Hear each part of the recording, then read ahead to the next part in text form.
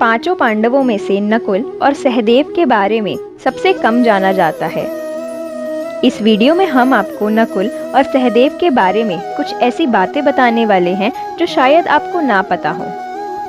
तो चलिए वीडियो की शुरुआत करते हैं। नकुल और सहदेव अश्विनिया नाम से भी जाने जाते हैं क्योंकि वे दोनों अश्विन कुमारों के पुत्र हैं। दोनों अश्विन कुमारों में से नकुल नास्तस्या के पुत्र थे, वहीं सहदेव दसरा के पुत्र थे। नकुल और सहदेव ये दोनों भाई माद्री नंदन के नाम से भी जाने जाते हैं क्योंकि वे दोनों महाराज पांडु की द्वितीय पत्नी माद्री की संतान थे। नकुल को अपनी सुंदरता के लिए जाना जाता है क्योंकि ऐसा कहा जाता है कि नकुल जैसा सुंदर विश्व में और कोई नहीं था। वहीं दूसरी ओर सहदेव को अत्यंत बुद्धिमान माना जाता है।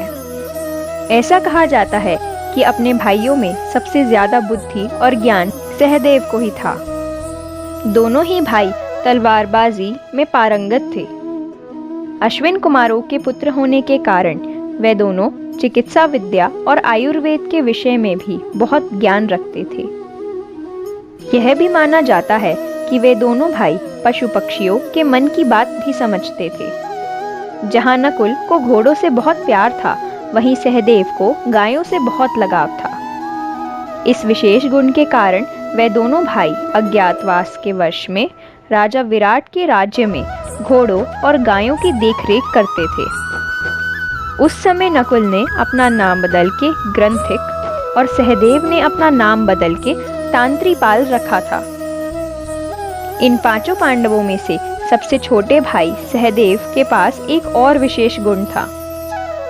ऐसा माना जाता है कि सहदेव के पास भविष्य देखने की क्षमता थी और श्री कृष्ण के अतिरिक्त एकमात्र सहदेव को ही कुरुक्षेत्र के युद्ध के बारे में पहले से पता था। सहदेव के पास शासन प्रबंध और राजनीति का भी संपूर्ण ज्ञान था, जिसके कारण वह युधिष्ठिर को राजकार्यों में भी सलाह देते थे। कुरुक्षेत्र के युद्ध में नकुल ने शकुनी के पुत्र उलूक का वध कर दिया था और सहदेव ने युद्ध के 18वें दिन शकुनी को मार दिया था। नकुल ने युद्ध में अपने मामा शल्य को भी पराजित कर दिया था। साथ ही कर्ण के तीनों पुत्र चित्रसेन, सूतसेन और सत्यसेन भी युद्ध में नकुल और सहदेव के हाथों ही मारे गए थे।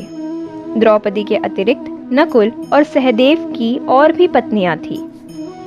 नकुल की 2 पत्नियां थी, एक द्रौपदी और दूसरी करेनुमति। नकुल के पुत्रों के नाम थे शतानिक और निरामृत।